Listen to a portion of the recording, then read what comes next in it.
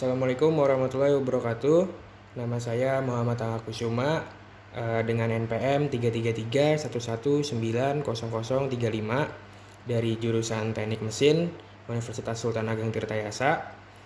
Tugas ini dibuat untuk memenuhi nilai dari ujian akhir semester dari mata kuliah Fisika Dasar 2. Di sini saya akan menjelaskan soal-soal yang dikasih oleh dosen saya. Nah, yang pertama di sini ada soal diketahui sebuah kawat lurus dengan spesifikasi sebagai berikut. Nah, untuk mengetahui angka-angka yang akan dipakai, kita memakai NPM yang ada. Nah, NPM yang ada kita misalkan menjadi P, Q, R di sini dan sudah dimasukkan ke angka-angka yang ada di sini. Nah, yang pertama diketahui panjang dari sebuah kawat lurus ini adalah 5 meter. Yang kedua konstantanya yaitu N itu sama dengan 3, luas A-nya itu sama dengan 1 meter persegi, arus listrik atau I itu sama dengan Pi cos omega T, frekuensi atau F itu adalah 0,25 Hz, dan mu 0 yang merupakan ketetapan yang akan kita pakai nanti berhitung itu sama dengan 4pi dikalikan dengan 10 pangkat minus 7 WB per AM. Nah, sebelum kita lanjut ke soal, untuk mempermudah kita nanti untuk menghitung arus listrik yang rumusnya Pi cos omega T ini, omeganya akan kita pecah menjadi 2πf. Nah, 2πf ini 2pi dikalikan dengan frekuensi. Jadi frekuensinya di sini sudah kita ketahui yaitu 2,5 Hz dan kita masukkan ke 2pi dikalikan dengan 0,25 Hz. Hasilnya adalah 0,5pi. Nah, oke, sekarang berarti kita beralih ke soal. Soal yang pertama yaitu adalah kuat medan magnet pada jarak 1 meter dari kawat lurus berarus 2 second. Nah, pada soal yang pertama ini kita berasumsi bahwa kawat ini itu merupakan kawat lurus tak hingga. Jadi bukan kawat yang mempunyai spesifikasi panjang. Jadi kita asumsikan bahwa soal yang pertama ini adalah kawat lurus tak hingga. Nah, jadi yang kita pakai rumusnya adalah B atau kuat medan magnet sama dengan mu 0 dikalikan dengan I per 2pi dikalikan dengan R. R itu merupakan luas dari luas A ini. Nah, habis itu kita masukkan angka-angkanya. Mu 0 sama dengan 4pi dikalikan 10 pangkat minus 7 dikalikan dengan pi I-nya yaitu Pi cos omega T dibagi dengan 2pi dikali dengan luas yaitu adalah 1. Nah, selanjutnya tinggal kita hitung. 4pi dikalikan 10 pangkat min 7 dikalikan dengan pi cos omeganya kita rubah dengan yang tadi, yang ini yang sudah kita hitung yaitu 0,5pi. Kita masukkan ke sini omeganya yaitu 0,5pi dikalikan dengan 2 karena waktu yang dipakai di soal ini adalah 2 second. Nah, sudah kita masukkan semua angka-angka tersebut, maka didapatkanlah hasil 2pi minus 2pi. Kenapa minus? Karena cos 0,5pi ini atau cos 90 ya, itu adalah hasilnya adalah minus 1. Jadi maksudnya cos pi, cos 180 itu adalah minus 1. Jadi hasilnya adalah minus 2pi dikalikan dengan 10 pangkat minus 7 T atau Tesla.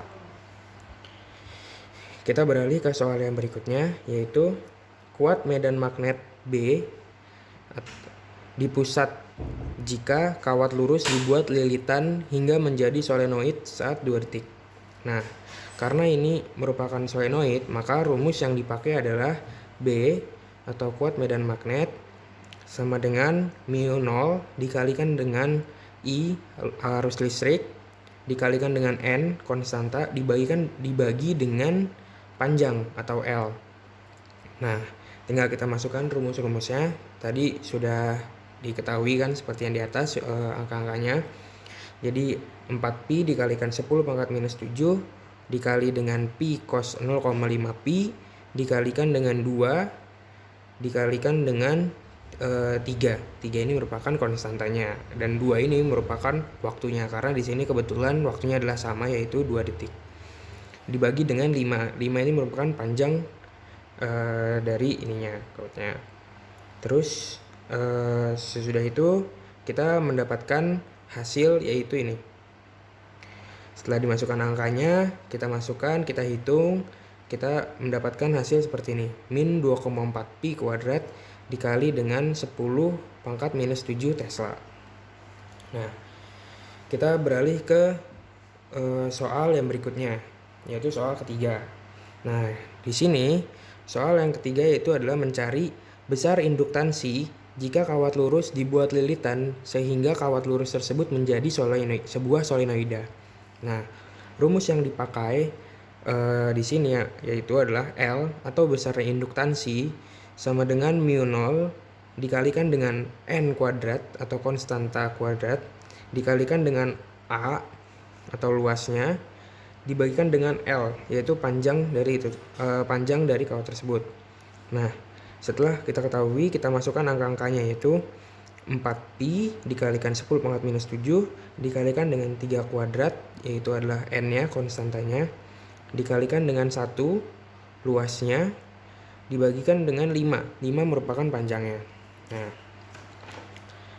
yang selanjutnya adalah ketika semua angka tersebut sudah dimasukkan ke dalam rumus tadi, sesuai rumus yang tadi, kita akan mendapatkan hasil seperti ini, yaitu 7,1 Pi dikalikan dengan 10 pangkat minus 7 Henry. Satuannya adalah Henry, karena dia mencari besar induktansi.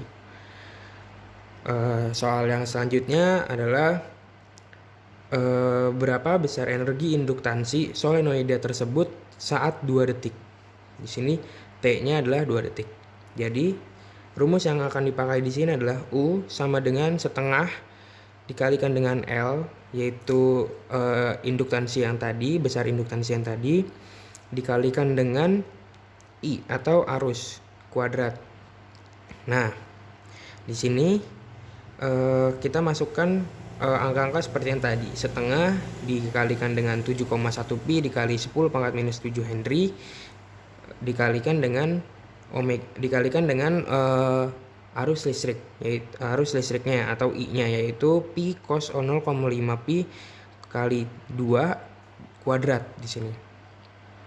Nah, setelah kita masukkan angka ini, di sini kita bisa sederhanakan 0,5 Pi dikalikan 2 yaitu minus 1, jadi minus Pi kuadrat, dan di sini dikalikan.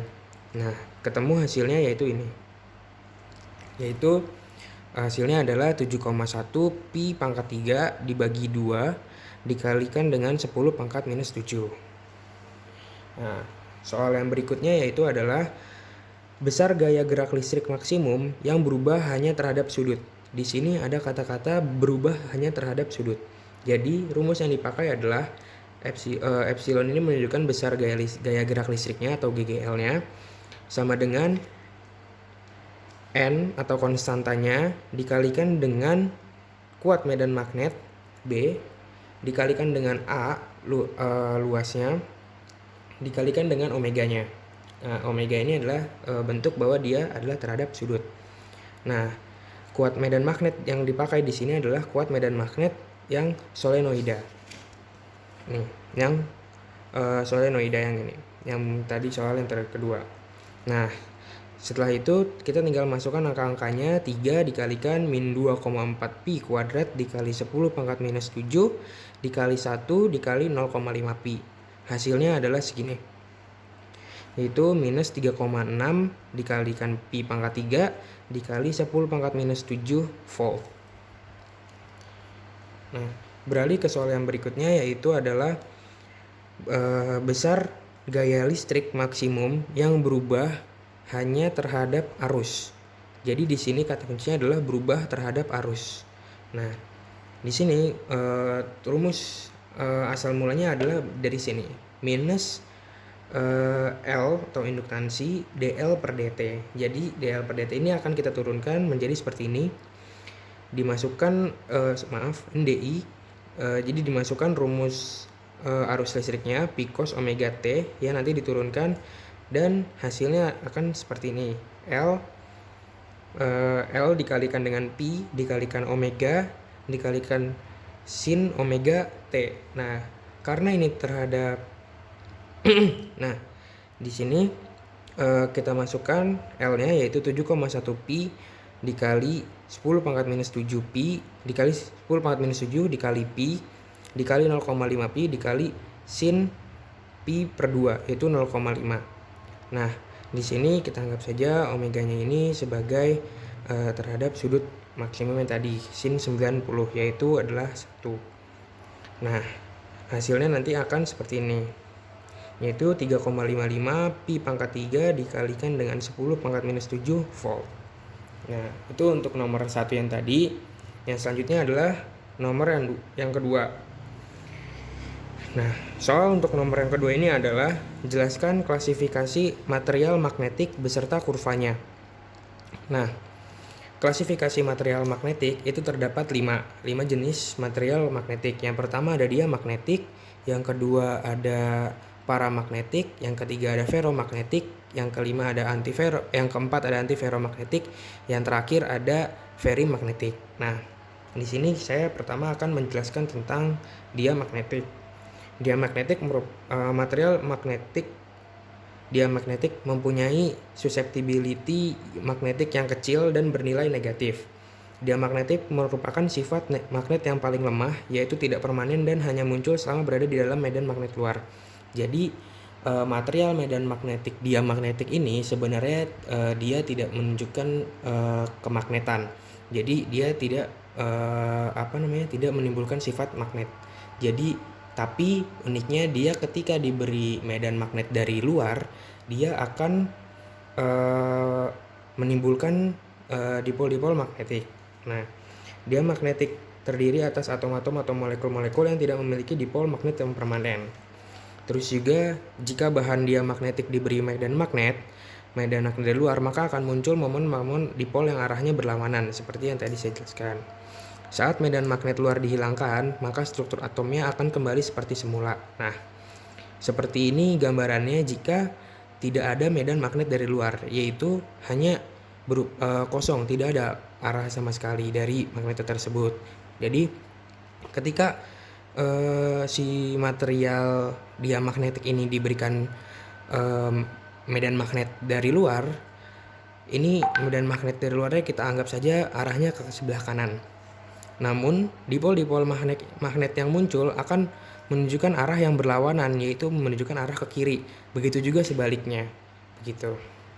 Nah, yang selanjutnya adalah klasifikasi material dari paramagnetik. Material paramagnetik merupakan material yang memiliki susceptibilitas magnetik yang besarnya lebih besar daripada 0 dengan nilai yang sangat kecil. Jadi walaupun dia nilainya sangat kecil, mendekati 0, tapi dia tidak sama dengan 0. Dipol magnetik pada material paramagnetik terorientasi dengan sembarang. Dibutuhkan medan magnet yang sangat besar untuk mensejajarkan dipol-dipolnya. Nah, atom-atom di dalam bahan paramagnetik memiliki momen dipol yang permanen, namun arahnya sangatlah acak atau arahnya itu sembarang. Jadi arahnya tidak terarah kepada suatu arah. Jika diberikan medan magnet dari luar, sebagian dari dipol magnetnya terorientasi sehingga magnetisasinya lebih dari 0.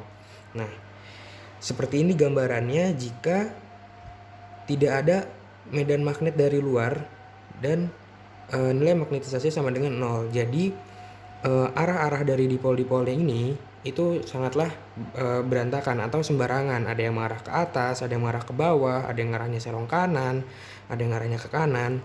Namun jika dia diberikan medan magnet dari luar, arah-arah dari dipol-dipol magnetnya ini akan mengarahnya sesuai dengan arah dari magnet dari luar ini. Jika dia berarah ke kanan, maka sebagian akan ke kanan.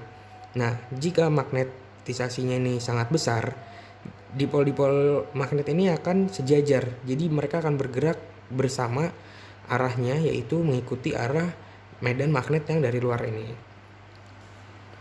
Nah, yang selanjutnya ada klasifikasi material magnet yaitu ferromagnetik. Nah, material ferromagnetik merupakan material dengan dipol magnetik yang cenderung paralel satu sama lain dari setiap atom penyusun material tersebut, meski tidak sedang berada di bawah pengaruh medan magnet eksternal atau medan magnet dari luar. Nah, keteraturan dipol magnet yang terdapat pada ferromagnetik disebut juga dengan magnetisasi spontan. Walau tidak diberi medan dari luar, material tersebut telah memiliki dipol-dipol yang searah. Nah, jadi walaupun tidak ada magnetisasi yang dari luar, mereka ini sudah memiliki dipol-dipol magnetik yang searah. Jadi magnetisasi ini permanen. Nah, seperti ini. Seperti gambarannya seperti ini. Nah, dari kurva yang ada di ferromagnetik ini disebut juga kurva histeresis. Nah, dari kurva histeresis ini kita membaca bisa saja jadi 0. Nah, di sini ada beberapa titik, yaitu di sini titik MS, MRS, HC, dan 0. 0 merupakan titik awal sebelum diberi medan dari luar atau H. Nah, setelah dia dibeli medan magnet dari luar, mereka akan sampai pada pada MS. MS ini merupakan titik magnetisasi saturasi setelah diberikan setelah diberikan pengaruh medan listrik dari luar. Nah, setelah itu setelah medan magnetnya ini pengaruhnya ini dikeluarkan, sudah tidak ada lagi medan magnetnya, maka dia akan menyisakan titik di sini, yaitu adalah MRS, titik magnetisasi yang tersisa saat medan medan magnet ini dihilangkan. Jadi dia akan berada di sini. Namun dia akan kembali ke titik 0, yaitu di sini ada yang namanya titik HC atau gaya koersif. Medan yang diperlukan untuk membawa nilai magnetisasi kembali menjadi 0. Nah, jadi itu. Nah, contoh dari bahan-bahan ferromagnetik ini yaitu adalah seperti besi, nikel, kobalt, dan lain-lain. Masih banyak lagi. Yang selanjutnya adalah klasifikasi material yang keempat, yaitu merupakan antiferromagnetik. Material antiferromagnetik memiliki dipol magnetik yang cenderung antiparalel. Jadi dipol antiparalel ini sifatnya adalah kebalikannya dari ferromagnetik yang tadi sudah dijelaskan, yang mana dia mempunyai dipol-dipol yang paralel, yang sama, dan arahnya pun sama. Nah, suatu material akan menunjukkan sifatnya ini bila memiliki minimal 2 subkekisi dengan magnetisasi antiparalel. Jika diberi medan magnet eksternal, maka akan timbul magnetisasi yang sangat kecil. Namun jika tidak ada medan dari luar, besarnya momen magnet yang antiparalel seimbang sehingga magnetisasi total sama dengan 0 atau M-nya sama dengan 0. Nah, di sini adalah gambaran ketika magnetisasinya itu sama dengan 0. Yaitu panahnya ada yang bergerak ke atas, ada yang bergerak ke bawah, ada yang bergerak ke atas, ada yang bergerak ke bawah. Namun arahnya hanya dua itu doang. Jadi atas dan bawah atau samping kanan dan samping kiri. Arah domainnya seperti ini. Nah, yang terakhir adalah klasifikasi material dari ferrimagnetik. Nah, material ferrimagnetik mirip dengan antiferromagnetik, di mana momen-momen magnetiknya yang berdekatan arahnya adalah antiparalel. Jadi arahnya seperti ini. Namun ada perbedaannya, yaitu adalah magnetisasinya, nilainya itu tidak sama dengan 0. Jadi M-nya itu tidak sama dengan 0. Momen magnet masing-masing atom berbeda sehingga memiliki magnetisasi spontan M, walaupun tanpa adanya medan magnet dari luar. Nah, seperti inilah gambarannya magnetisasi dari ferrimagnetik. Bentukannya sama, antiparalel. Ada yang bergerak ke atas, ada yang bergerak ke bawah. Namun yang bergerak ke atas itu cenderung besar, yang bergerak ke bawah itu cenderung kecil. Nah, sekian saja video dari saya. Kurang lebihnya mohon maaf. Wassalamualaikum warahmatullahi wabarakatuh.